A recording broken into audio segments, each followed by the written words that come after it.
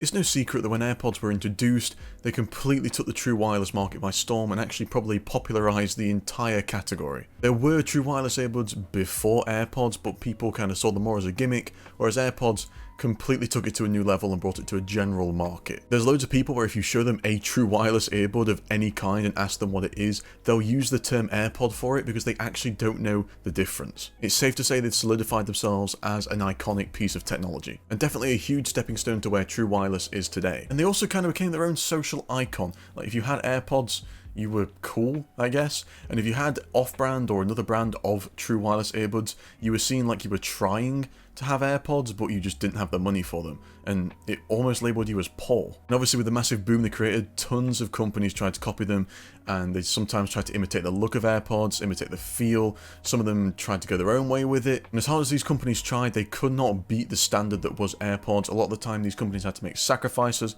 whether that be audio quality or desyncing from the screen, which is my personal nitpick. They just weren't the same as AirPods. They could not figure out how to do them correctly. But as the years from AirPods' original release continue to grow, more and more people seem to accept different kinds of true wireless earbuds and don't really give you a second glance if you've got slightly bigger headphones on, slightly smaller ones, slightly weird looking ones.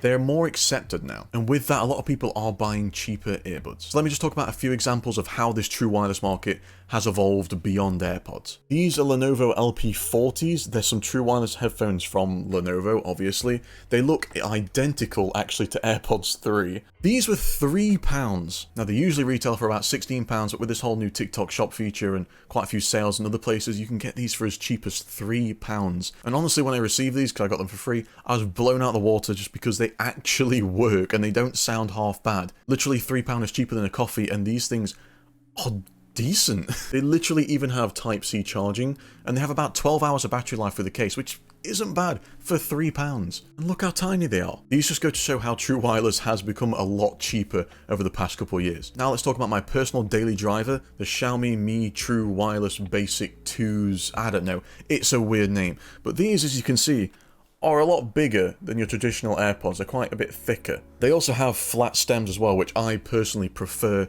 over rubber-tipped earphones by a mile.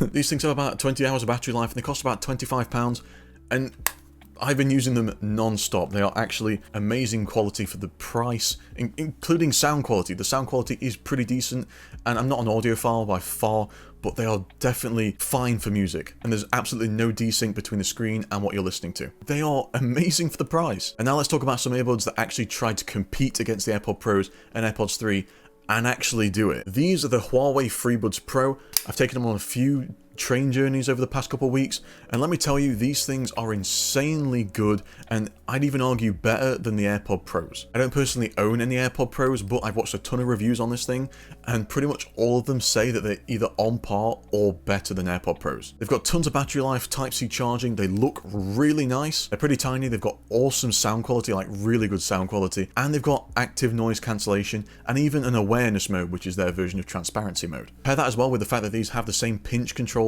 as AirPods, and they have a touch sensor on them so you can actually swipe up and down to change the volume. So these are on par with AirPods Pros, better than AirPods 3s. Can you guess the price? These literally retail for £89 and they go on sale for less than that quite frequently. So for comparison, these are almost £100 cheaper than the brand new AirPods 3. But from those three examples, it's clear to see that off-brand or other branded true wireless earbuds have definitely caught up in terms of quality, ease of use, functionality, and even sound quality. And it does really show Apple AirPods in a negative light and kind of shows you how overpriced they can be. But we are mentioning AirPods 3 quite a lot, so let me just talk about that. At the Apple Unleashed event that we reacted to on Twitch, they used the tagline when talking about the new AirPods releases, they want to bring AirPods to everybody, right? So that automatically made me and a bunch of other people presume that they were going to put them at a more affordable price so that more people could buy them. I even lowballed it and placed my bet on price around £100, kind of as a joke, but not as a joke. I really wanted them to be cheaper. Then they threw that £179 price tag out there and I just laughed. Boy, was I wrong on that price. And the best bit about this, and the reason it made me laugh, is because the AirPod Pros right now on Amazon are actually also £180. You could either buy the AirPods 3 or the AirPods Pros which are better for the same price. It doesn't really make sense, and it just makes me wonder whether Apple are kind of out of touch with the market at the moment. However, there was quite a few people in my TikTok comment section who are a bit cleverer than me that pointed out that Apple might have done this in an attempt to push down AirPods 2's and AirPods 1's price, and therefore that trickle down of price reduction brings AirPods to everybody. And whereas I think this could work, I do think that having that feeling of buying something that's old or buying an older generation of AirPods will turn people away from that. And talking about that £179 price point for the AirPods 3, they don't have active noise cancellation. These FreeBuds, they have active noise cancellation. They're literally £100 less. And the FreeBuds noise isolation is also very good. It's definitely, as I say from watching all the reviews, definitely on par with the AirPod Pros. But even with the cheaper earbuds, you're not having like that weird ringing tone in your ear constantly.